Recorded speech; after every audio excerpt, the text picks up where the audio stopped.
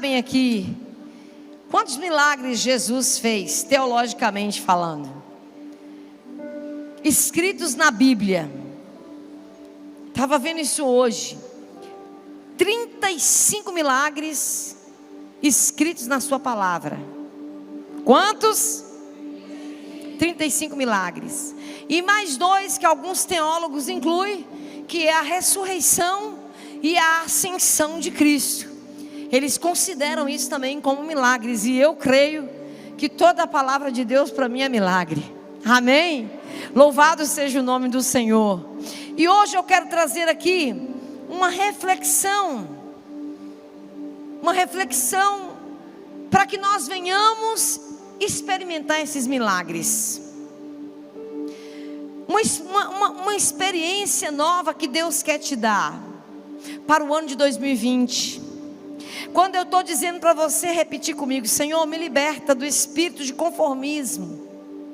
E nesses dias eu tenho caído em oração, joelho no chão mesmo, e tenho conversado com o Senhor.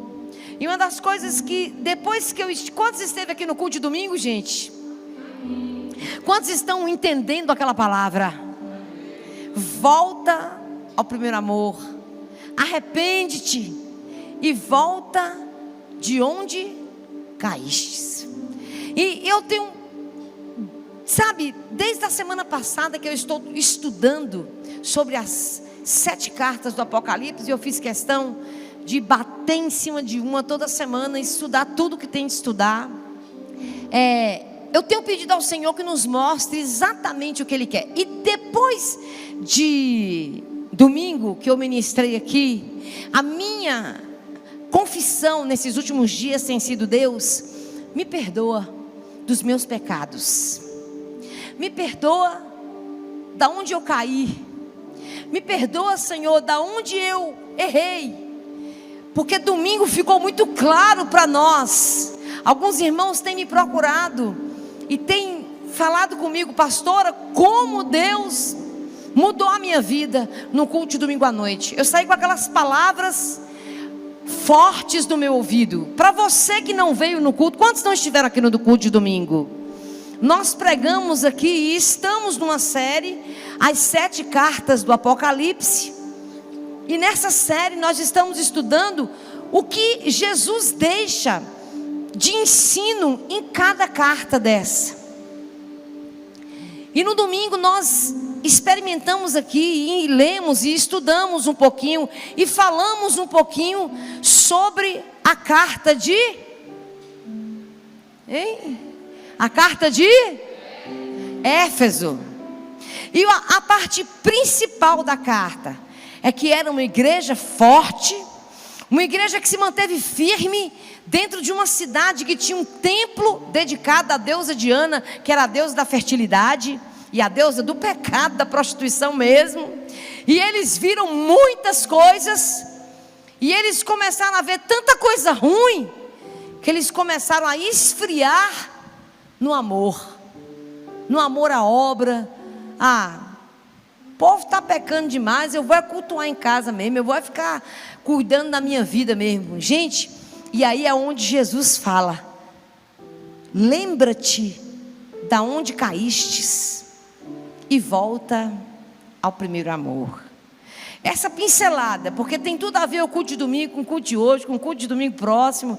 Enfim, estamos numa igreja, e nessa igreja a gente tem que estar junto sempre naquilo. É uma linha. Se você pegar a Bíblia no livro de Gênesis, você vai ver algumas coisas de Gênesis lá em Apocalipse. É uma linha, a Bíblia é todo um manual que vai culminar em Jesus Cristo, final na vitória do Senhor e Salvador Jesus Cristo, lá no livro de Apocalipse. E nós também aqui não podemos viver longe disso. Então, nessa noite, como eu ia dizendo, uma das coisas que mais Deus tem falado comigo é sobre nós estarmos vigilantes. Porque Satanás, ele vem para roubar a nossa fé. Satanás, ele vem para tirar o nosso primeiro amor, aquele entusiasmo. Vocês entenderam o que é o primeiro amor? O entusiasmo, a alegria de servir. E eu vou lhe dizer, com toda sinceridade, não foram só alguns irmãos aqui que vieram me confessar que tinham perdido esse primeiro amor. Eu também estava caminhando assim, desanimada. Senhor, tanta coisa a gente tem visto, tanta luta a gente tem experimentado. E a Bíblia diz, e isso não é da gente se espantar não, gente, porque a própria Bíblia diz que nos últimos dias o amor de muitos se esfriaria.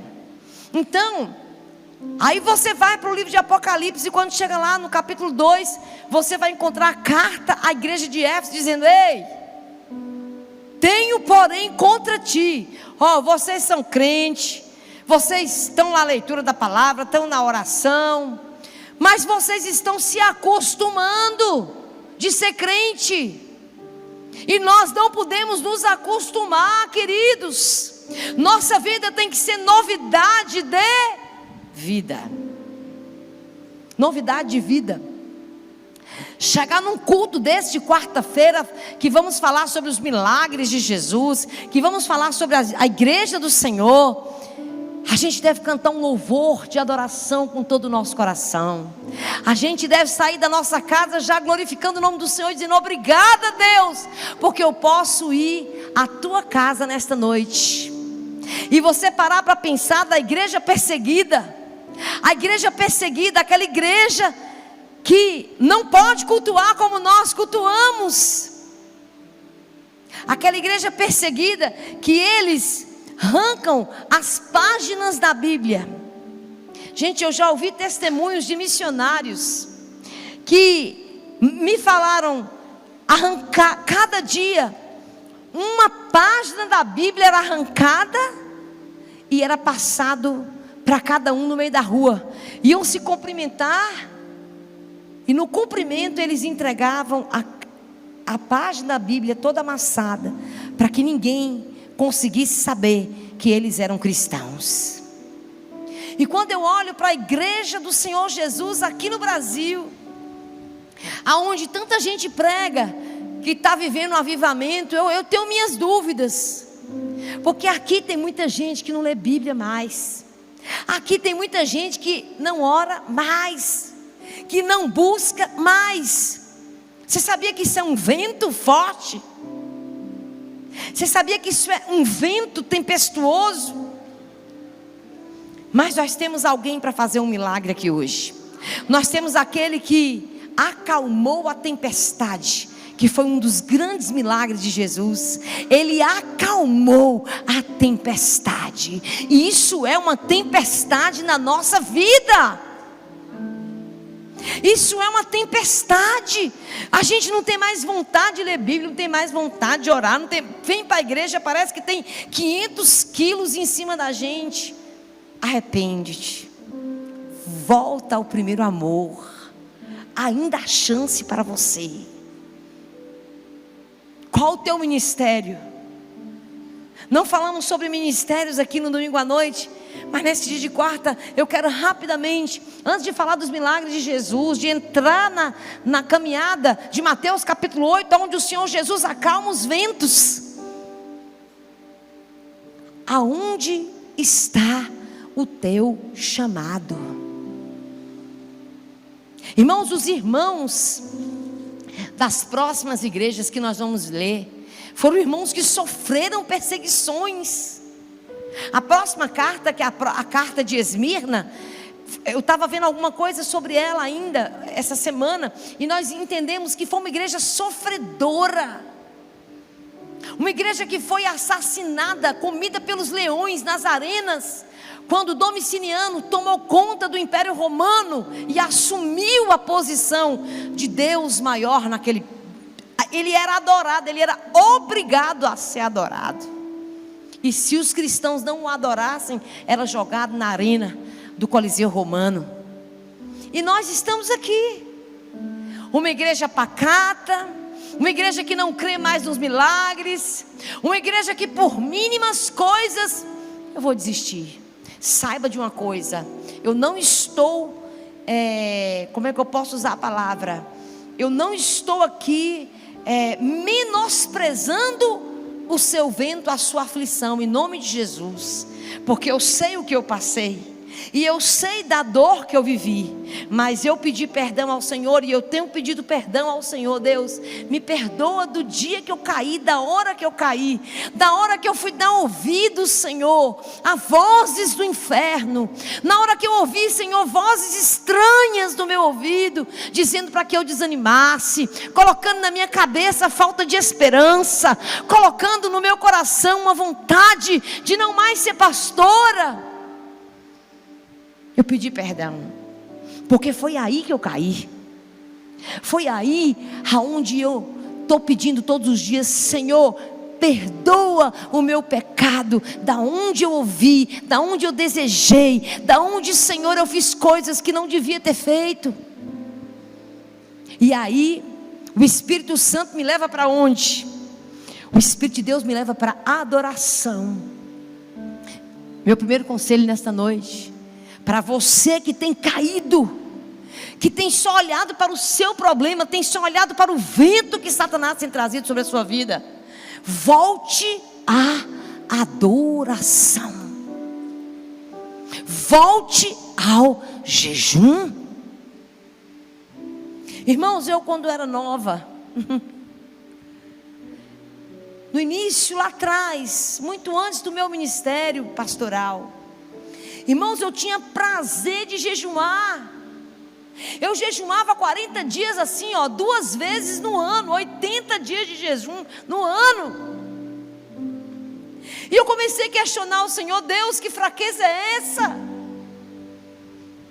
A gente começa a jejuar, às vezes não consegue nem o almoço, nem o café. É verdade ou não é, gente? É difícil. A gente não consegue orar de joelhos por 30 minutos. Gente, vamos vencer essa guerra. Arrepende-te de onde caístes e volta ao teu primeiro amor. E eu comecei a prestar atenção que isso é se arrepender e voltar. Deus, me perdoa. Porque a gente se preocupa muito em produzir, em acelerar. Gente, do que adianta um carro? Eu li alguma coisa sobre isso. Do que adianta um carro em alta velocidade se ele não sabe para onde vai? Ele vai bater numa pedra e vai acabar por ali. Não adianta a gente viver buscando alta velocidade aqui na Igreja Tabernáculo. Vamos ganhar almas, vamos encher de gente essa igreja, vamos lotar esse lugar, vamos fazer isso, vamos fazer... Não adianta essa velocidade. O que eu quero nesta noite é afirmar a diáconos, pastores, levitas, homens e mulheres de Deus que se assentam nesses bancos, e firmar o próprio Deus dentro do seu coração. Porque só assim você vai ter testemunho. E a Bíblia diz que o testemunho virá e salvará outros. Meus amados, eu preciso ter testemunho. Segunda, terça e quarta, 3 noites. 3 noites eu fiquei sem dormir por um problema que eu estava vivendo. E eu comecei a ficar preocupada. Eu falei: Jesus, tem misericórdia, Jesus. E o sono não vinha, e só vinha uma tristeza, uma angústia, um problema para resolver. Senhor, para onde eu vou? Como eu vou fazer? Jesus, eu não tenho como fazer, tu vai fazer por mim. Até que me levantei nessa madrugada, meu netinho dormindo comigo, e eu boto um colchãozinho assim do lado da minha cama, e estava até macinho ali, viu? Porque tem dia que Deus manda a gente levantar e ir pro duro lá da sala. E eu me prostrei ali naquele lugar mesmo, no chão ali. E eu disse: ó meu Deus, a tua palavra diz que tu és o Deus que acalma a tempestade. A tua palavra diz que tu és o Deus que ordena aos ventos que se acalmem. Você está me entendendo? Eu posso ouvir um glória? Deus é Deus que acalma as tempestades. E eu peguei aquele problema e eu citei o nome daquele problema, um problema simples. E eu citei o nome daquele problema, e eu disse: amanhã antes que eu encerre o meu jejum no final da tarde, esse problema vai ter que ser sanado em nome de Jesus. E o problema foi sanado, porque eu abri a minha boca e eu decretei que os ventos parassem. Meus irmãos, a gente precisa entender algumas coisas. No reino do Espírito não é como a gente pensa. No reino do Espírito não é de mansinho. No reino do Espírito é guerra, é força. E às vezes você talvez está aqui, faz uma análise na sua vida. Às vezes você está vivendo um problema como eu estava vivendo, mas o problema não estava na palavra de Deus, o problema não estava na mensagem, o problema não estava na oração, o problema não estava no louvor, o problema não estava na minha casa, no meio da minha família. Não, o problema estava em mim. Eu estava fria, eu me esqueci do que a Bíblia diz. Levante sua mão direita. E nessa noite, no nome de Jesus, eu estou falando aqui com guerreiros, não com fracassados. Eu estou falando com pessoas que acreditam na palavra de Deus. Diga comigo: Senhor Jesus, me perdoa por não viver na íntegra aquilo que a tua palavra diz. Me perdoa. Porque quando a gente começa a entender que Jesus é vida, e a Bíblia diz para nós no livro de João, no capítulo 15, no versículo 7: se vós estiverdes em mim, e eu estiver em vós, pedireis tudo o que quiseres, e vos será feito. Você não vive isso porque não quer. Mas pastora, eu até tenho profetizado algumas palavrinhas. Profetize com fé. Volta ao primeiro amor. Não adianta a gente estar pregando isso aqui e amanhã você levantar a mão e começar a profetizar, se o seu primeiro amor está amarrado, se o seu primeiro amor está para baixo, se você não tem mais ânimo de servir ao Senhor, se você tem se contaminado com as coisas ruins lá de fora, se você tem vivido uma vida que não representa Cristo, ei, acorda aqui comigo, ó, chamando a tua atenção em nome de Jesus aqui, ó. A Bíblia diz que nós somos representantes do céu na terra. Olha, diga para você mesmo: eu sou testemunha viva do céu. Eu tenho que trazer o testemunho do céu. Eu tenho que trazer o testemunho do céu. Essa semana, agora tarde, eu estava em casa e eu nunca tinha assistido um filme assim, tão com verdade, no Netflix. E Lori passou lá os filmes e eu fui olhando os filmes e tinha assim um milagre no paraíso. Falei: ah, Ló, é esse aí, ó. Alguém já assistiu aqui? É lindo, né? Milagre no Paraíso. E eu fui assistir aquele filme. E eu fiquei analisando uma mãe que tinha perdido o primeiro amor. Uma mãe que tinha perdido a esperança, a fé. Ia para a igreja, uma igreja linda dos Estados Unidos, no Texas. Um pastor bem legal, bem para frente. E ele estava ali pregando e ela seca, dura.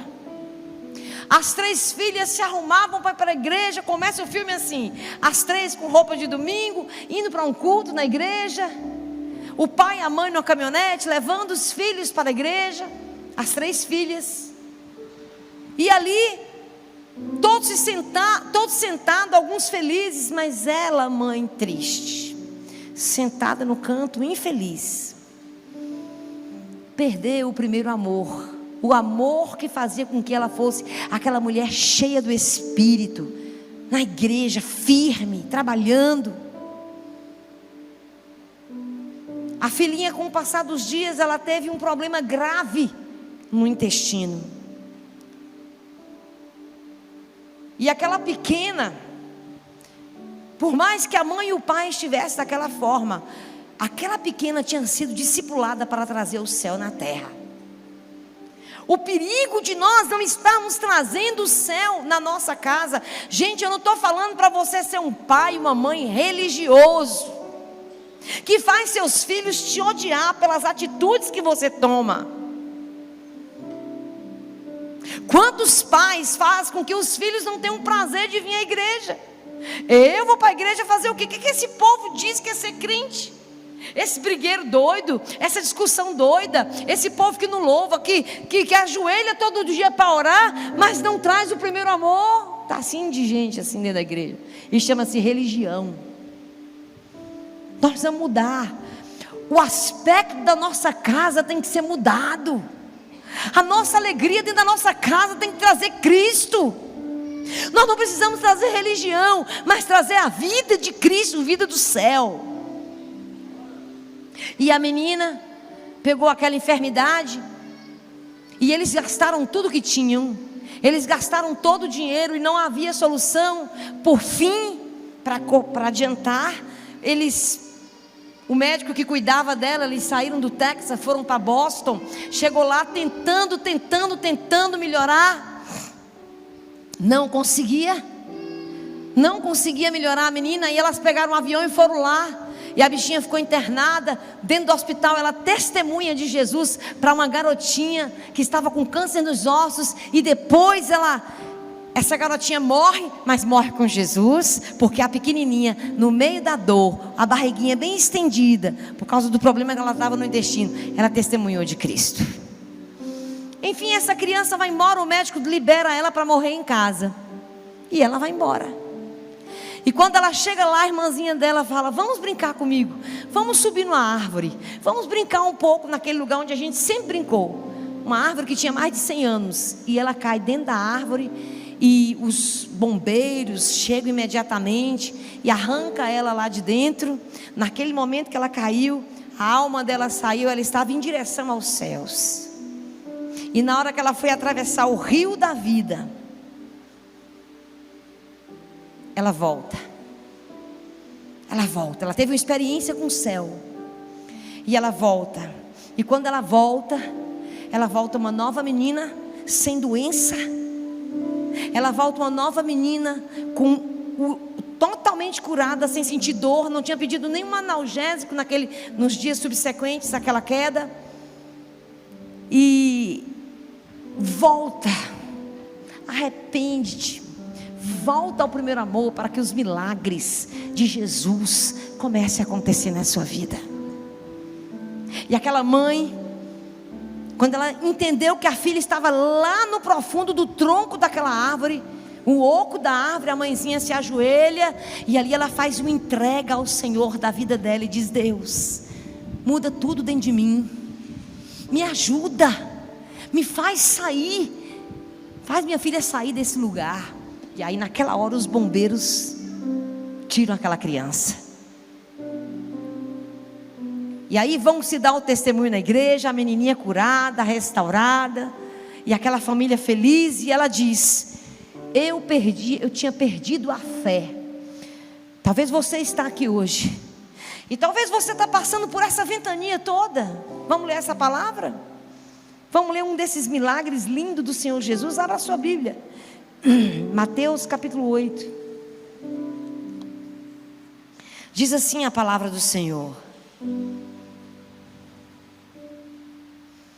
Mateus 8, 23. Quantos abriram? Pode dizer um amém. Eu quero todos com a Bíblia aberta, mesmo que tenha no Data Show, só se você não tiver Bíblia, mas eu quero todos com a Biblinha aberta.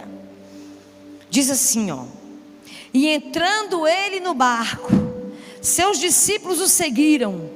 E eis que no mar se levantou uma tempestade tão grande, que o barco era coberto pelas ondas. Ele, porém, estava dormindo. E os seus discípulos, aproximando-se, o despertaram, dizendo: Senhor, salva-nos, porque estamos perecendo. E ele disse-lhes: Por que temeis, homens de pouca fé? Então, levantando-se, repreendeu os ventos e o mar, e seguiu-se uma grande bonança. E aqueles homens se maravilharam, dizendo: quem é este, que até os ventos o obedecem?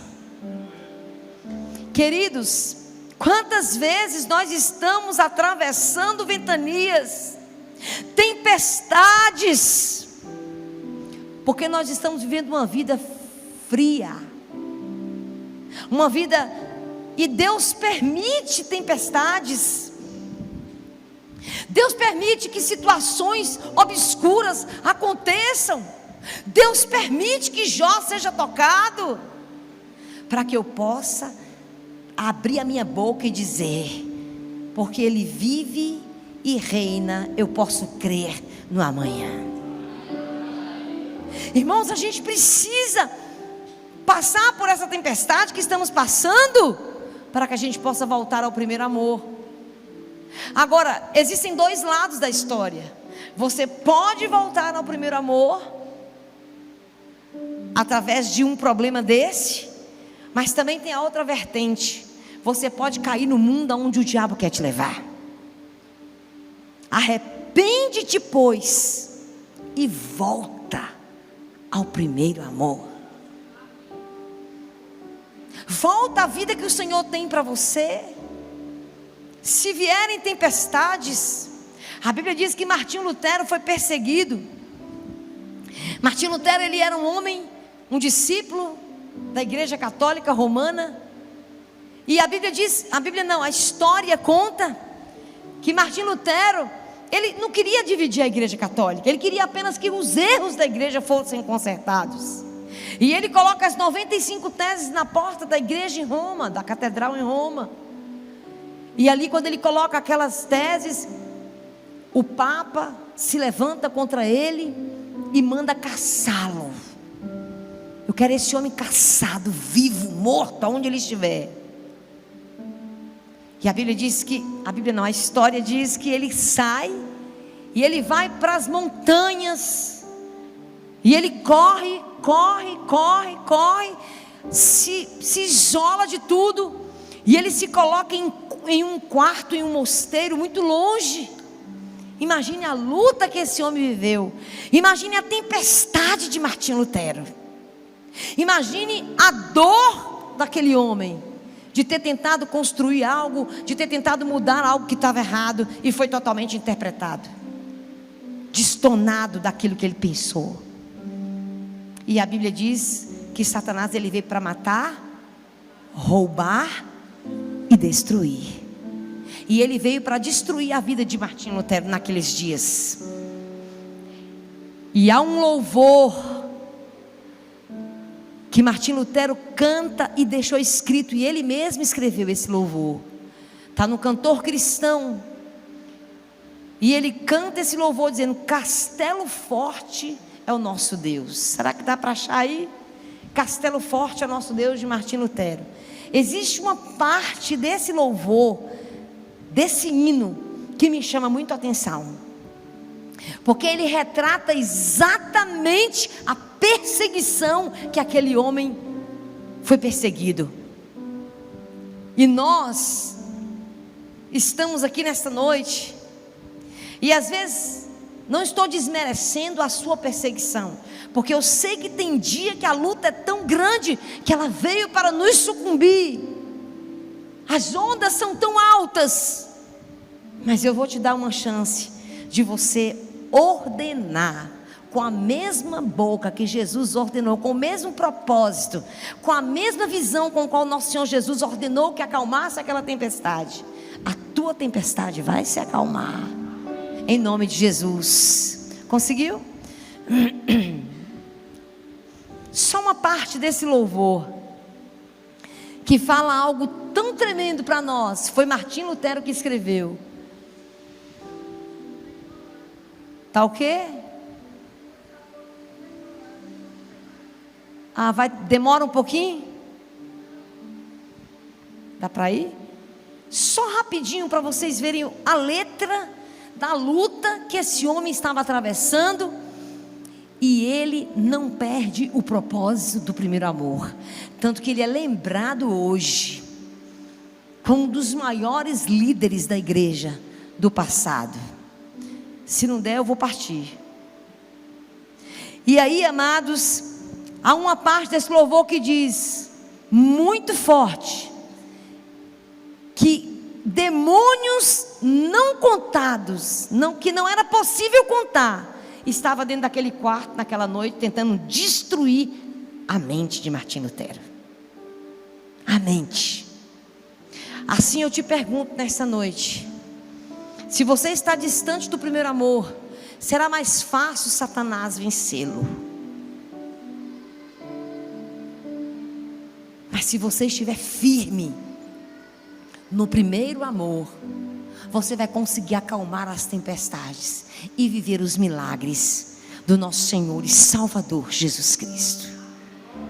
Essa é a palavra que eu quero trazer para você nessa noite.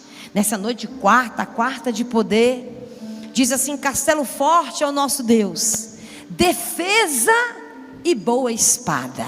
É quem? O nosso Deus. Da angústia livra desde os céus nossa alma atribulada. Investe Satã com hábil afã e sabe lutar com força. Satanás sabe mandar ventos contrários para a nossa vida. E ardil sem par, igual não há na terra. Sem força para combater, teríamos perdido. Essa força Deus quer te dar nesta noite. Sem força para combater, teríamos perdido. Por nós, batalha, e irá vencer. Quem Deus tem escolhido, quem é vencedor? Jesus Redentor, o próprio Jeová, pois outro Deus não há, triunfará na luta comigo e com você. Aleluia. O mundo vem ao assaltar, demônios mil, furiosos, jamais nos podem assombrar. Sabe quando ele escreve isso? A gente estudando a história desse hino, alguns estudiosos disseram que ele foi para esse mosteiro, para esse quarto pequeno, e ele começa a enxergar o mundo espiritual, e ele vê demônios não contados, furiosos, que vinham assaltar. Mas ele dizia assim: mas jamais nos podem assombrar. Você imagine a batalha espiritual desse homem. Não é isso daqui que nós passamos. Do mundo opressor com todo o rigor, julgado ele está. Só quem consegue cantar um louvor desse é quem consegue conhecer a palavra de Deus e saber o fim de Satanás. Com todo o rigor, julgado ele está, vencido, cairá por terra com uma só palavra. Quem vai vencer? Jesus. Quem vai ser derrotado? Satanás, por uma só palavra. O verbo eterno ficará. Sabemos quem é o verbo eterno? Jesus. Sabemos com certeza e nada nos perturbará. Com Cristo por defesa. Se vierem roubar os bens, vida e o lar. Olha a maturidade desse homem. Se vierem nos roubar, meu Deus, bens, vida e o nosso lar, porque ele estava vivendo isso. Satanás tentou roubar, ele teve que fugir, deixar a vida, deixar a família, deixar tudo. Olha o que ele diz: que tudo se proveito não lhes dá, e céu é a nossa herança. O céu, diga comigo, o céu é a minha herança. Aleluia.